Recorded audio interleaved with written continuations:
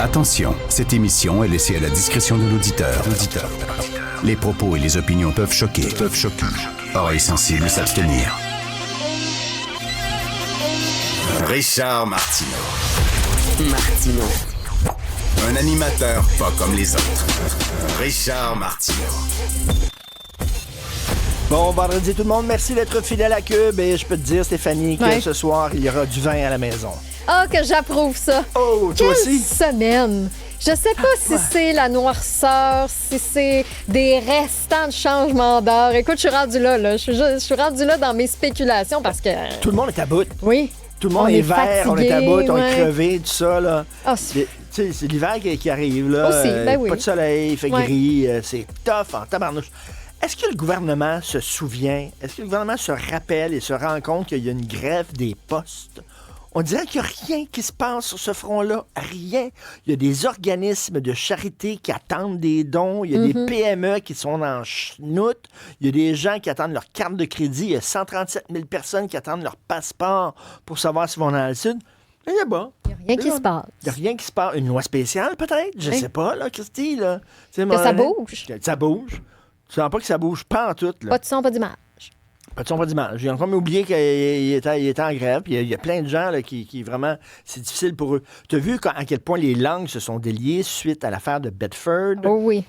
L'école, donc, à Côte-des-Neiges, il y avait une gang de professeurs musulmans assez crinqués, rigoristes, qui voulaient imposer leur religion, qui refusaient d'enseigner certaines matières parce que ça allait à l'encontre de leurs valeurs, etc., qui se parlaient en arabe entre eux autres, qui ne voulaient pas se parler français.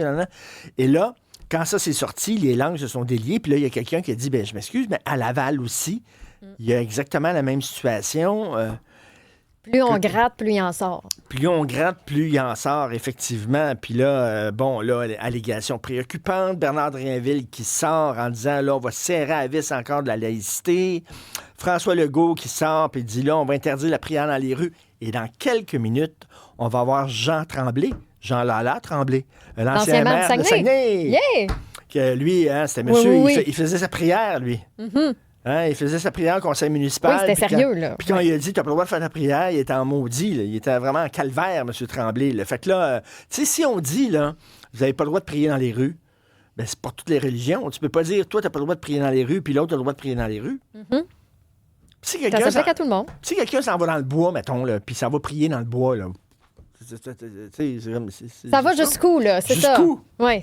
Jusqu'où ça va? On encadre jusqu'où?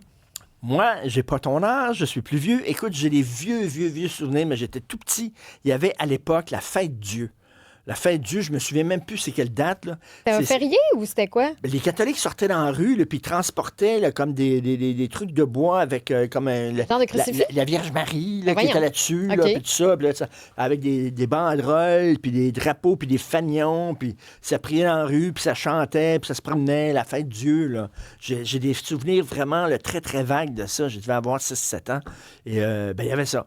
Alors, est-ce qu'il faut interdire toute manifestation religieuse? En même temps, c'est vrai que, on en a vu dans le centre-ville, avec les manifs pro-palestiniennes, des gens qui priaient. Là, tu te dis, c'est-tu une manifestation religieuse ou c'est une manifestation politique qui se déguise en manifestation religieuse?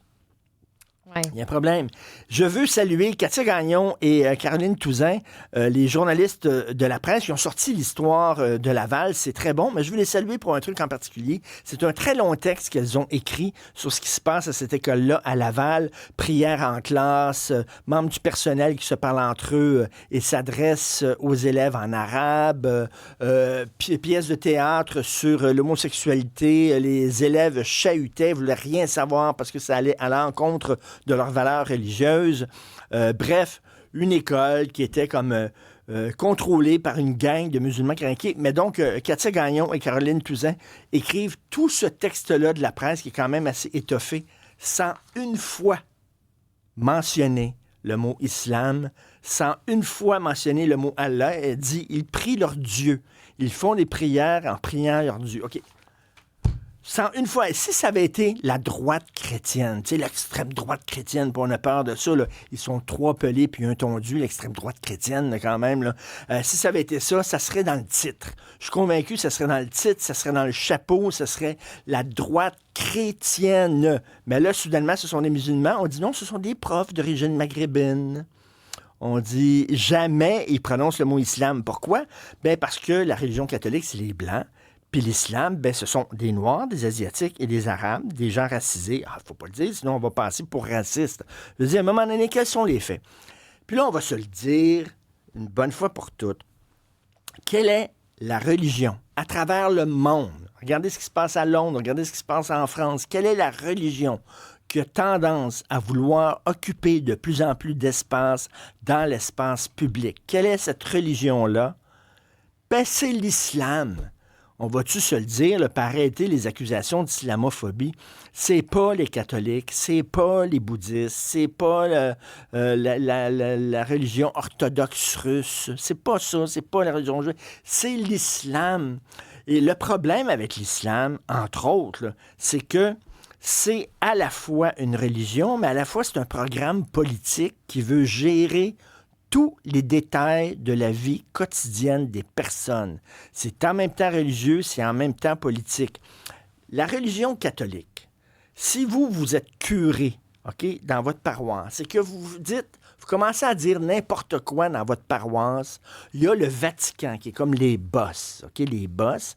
Puis là, le Vatican, ils vont avoir des plaintes, ils vont enquêter, puis ils vont dire « Hey, ce curé-là, il ne respecte pas le dogme de la religion catholique, ben, on va le sacrer dehors. On va le sacrer dehors. » C'est comme ça que ça devrait marcher.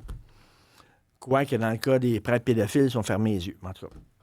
C'est comme ça que ça devrait marcher. Mais pour l'islam, il n'y a pas ça. Il n'y a pas de quartier général central, là. Tu peux, toi, te lever un matin en disant « Je suis imam, voilà. » Tu loues un local et là, tu commences à prêcher, puis les gens en viennent, puis tu peux dire n'importe quoi dans ta salle de prière. Il n'y a pas d'autorité qui va dire « Ben là, regarde, c'est parce que tu t'éloignes de l'islam, tu t'éloignes de la vision de l'islam que nous avons, nous. C'est un peu trop crinqué, c'est un peu trop rigoriste et tout ça. » Il n'y a pas ça.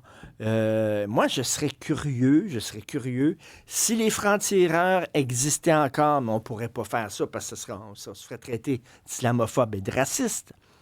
Mais moi, je dirais, hey, on va prendre quelqu'un qui est un arabe avec une tunique, on va lui mettre des micros, puis on va l'envoyer dans quelques mosquées pour voir qu'est-ce qui se dit. Parce que là, on voit ce qui se dit dans certaines écoles, là. Puis c'est la religion musulmane, puis ils sont crinqués contre l'homosexualité, contre la diversité sexuelle. Ils veulent pas enseigner tel et tel cours parce que ça va à l'encontre de leur dogme religieux, puis tout ça. Faut nommer les choses par leur nom, là. C'est Albert Camus qui disait « Refuser de nommer les choses, c'est ajouter au malheur du monde. » À un moment donné, on va s'entendre. Comment tu peux écrire un long texte dans la presse sur ce qui se passe à Bedford, sur ce qui se passe à cette église à Laval, l'école secondaire, à Saint-Maxime à Laval, sans dire à un moment donné le mot islam. Allah, musulman. Je dis pas que tous les musulmans sont pareils, mais reste que quand même, c'est cette religion-là qui tend à occuper énormément d'espace public.